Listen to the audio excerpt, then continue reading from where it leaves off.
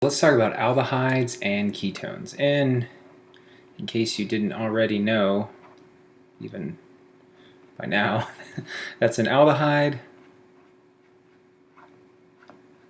and that's what a ketone looks like. So we're going to kind of make use of as much space as I can here. I'm going to talk about their nomenclatures. For aldehyde nomenclature, just like with any type of nomenclature, the first thing you do is to distinguish whether or not you're working with a chain, whether or not you're working with a ring. If it's a chain, all you have to do is remove the E and then add a L. If it's a part of a ring, it's actually quite easy. All you have to do is simply add. You don't even have to remove anything. You just add carbaldehyde.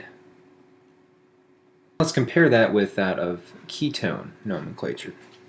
So for ketone nomenclature, again, it applies to both of that, but both rings and chains, they both kind of are named in the same way, that you just simply name the compound, you remove the E at the end of it, we add own. Cool. I'm not even going to talk about the physical properties of them. That's something that you can just simply deduce from their structure. But one of the things that I would like to mention real quickly is both aldehydes and ketones give off unique spectroscopy. In particular, the infrared and NMR spectroscopy, I'm going to go ahead and branch each and every one of these down.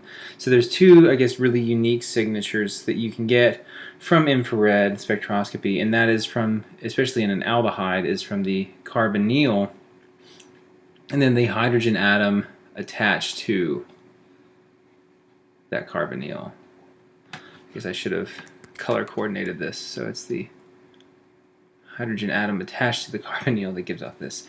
But the hydrogen atom that's attached to the carbonyl in the IR spectrum generally shows readings at about 2,800 inverse centimeters. You stay fresh because IR never leaves. Spectroscopy questions never leave. And the carbonyl compound itself generally gives the readings at about approximately 1,700 inverse centimeters. So for NMR, obviously there is proton NMR, and then there is carbon-13. We're going to see readings for each of these, but we're going to see readings for proton NMR anywhere between 9 and 10 parts per million. Again, for the exact same, that carbon that's of the hydrogen of the aldehyde, or I guess the hydrogen that's bound to the carbonyl compound. And then for C13, for carbon-13 NMR, we generally tend to see readings from anywhere about 190 to 225 parts per million. Okay, so that's it for aldehydes. Now let's talk about ketones and their spectroscopy. There's a lot of just boring stuff to talk about first, and then we get into the good stuff, the reactions. Okay, so just like in the previous one, we have infrared, and we have, so for infrared, the carbonyl compound, or the carbon-oxygen bonds of the carbonyl, tend to give off readings at about inverse centimeters of 1,700. And then for proton NMR, really all you're seeing is for C13, because again, it's a ketone. And just like with the last one, we have anywhere from about 190 to 225 parts per million. Cool. All right, so now let's talk about the, I guess, more interesting aspects of them is the generalized reactions that they can undergo. So really only two. The two types of reactions that you can have with aldehydes and ketones is obviously nucleophilic reactions, but they can also undergo electrophilic, or reactions with nucleophiles, and then they can also react with electrophiles. Now for nucleophiles, there's really just, I mean, you can think of it as just addition, which indeed it is. And then that addition, I'm just going to go ahead and just draw it branching over here. That addition can be acid/base catalyzed.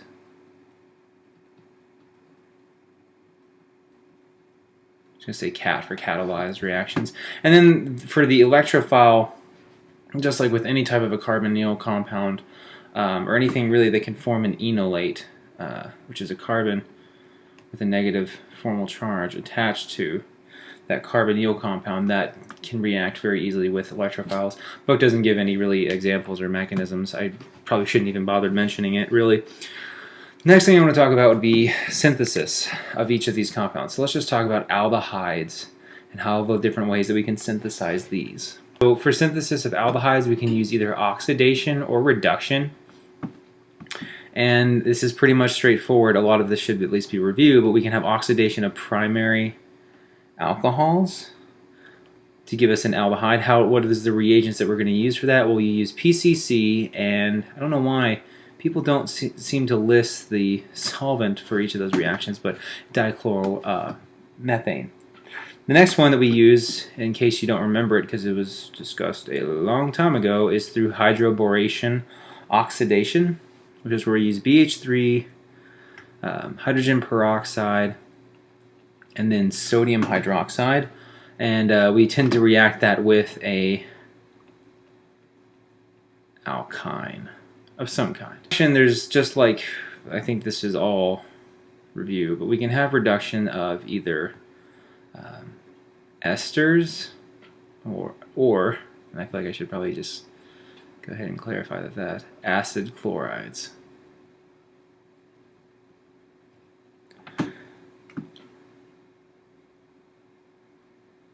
Probably could have just written these both as one, but I never liked using Z as two of an abstract, but really any type of a hydride compound. Lithium aluminum hydride, sodium borohydride, something else hydride, and water we can react with that to give us an aldehyde. Alright, so let's switch gears and talk about ketones real quick. One of the most common ways that you can make ketones, at least that's a useful way, is by using Friedel-Crafts acetylation, which again, this is total review.